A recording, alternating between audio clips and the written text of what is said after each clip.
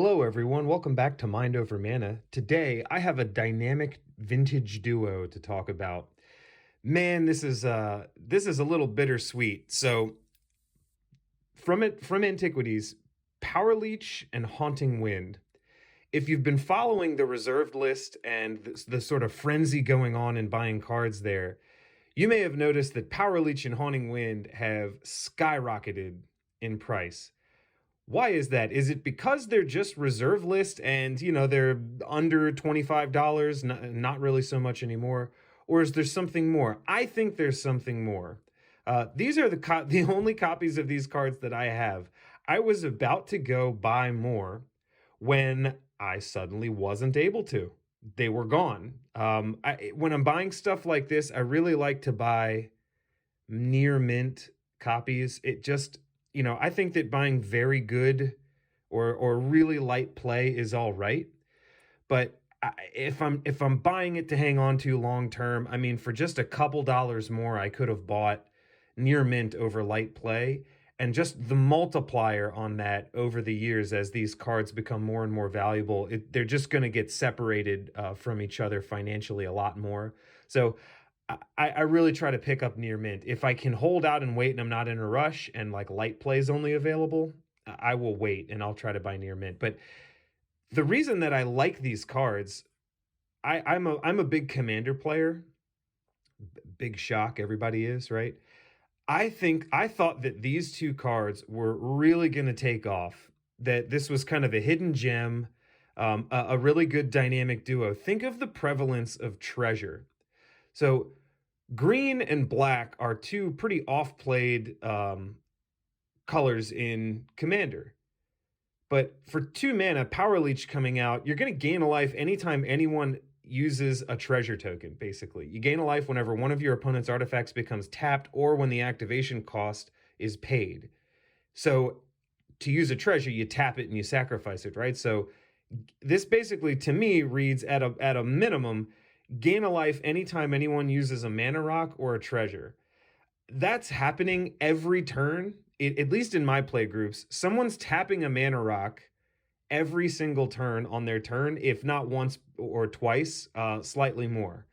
So this could read for 2 mana, put me in your deck and gain 8 life in between each of your turns. I think that's actually pretty powerful for 2 mana. I don't see this card played like ever. So when I saw that, I thought that was awesome. And I kind of realized, maybe I haven't been thinking about this for Commander because it's pretty expensive for just sort of a 2 mana sit there and wait for the right thing to happen kind of card. But also, I don't want to shuffle up a card this old and one that I'm kind of viewing as a collectible, because I've always viewed it as more of a piece to hang on to than, shuffle up and bang around and play. But maybe I buy like a good condition or a heavy play condition card to play with for, I don't know what that would be, $8 or something right now. But that kind of brings me to Haunting Wind. Haunting Wind, it's a little more expensive at 3 and a black, but each time an artifact is tapped and it's paid, Haunting Wind is going to deal a damage to a person. So you're either setting a person back on their ramp by saying, hey, I'm really not willing to tap my mana rocks because I don't want to get pinged every single turn for 2 or 3, or you're kind of shutting down the treasure player. Like the person that's got the Smothering Tithe or is doing all of the treasure shenanigans. Or, we've got blood tokens now. Maybe the blood tokens are getting tapped. Anytime an artifact is tapped, it does 1 damage to its controller. So this is going to affect you. But if you're building around this, you're in green, you may not need a bunch of mana rocks. Maybe you're just ramping. So these two cards together seem like a match made in heaven for Commander. It's unfortunately, these are getting really tough to pick up. I may start looking at more like light play or moderate play copies, because maybe someone online who's buying this to actually play with doesn't want to spend the premium on the near mint copies that I've got in my hand here. Maybe there's a better market for light play or moderate play. Heavy play, maybe, but I think that heavy play is not going to hold as much value over time. So anyway, just thought I'd bring that up. Kind of an interesting little thing. It's a different take on buying an older card from a collectible point of view. I think it's got some relevance in a really, really popular format, and I'm actually changing my tune. I might go pick up some light play, moderate play copies of a card, because I think they might actually have a very specific market going forward. So, what do you think? Are you sold on this this pairing?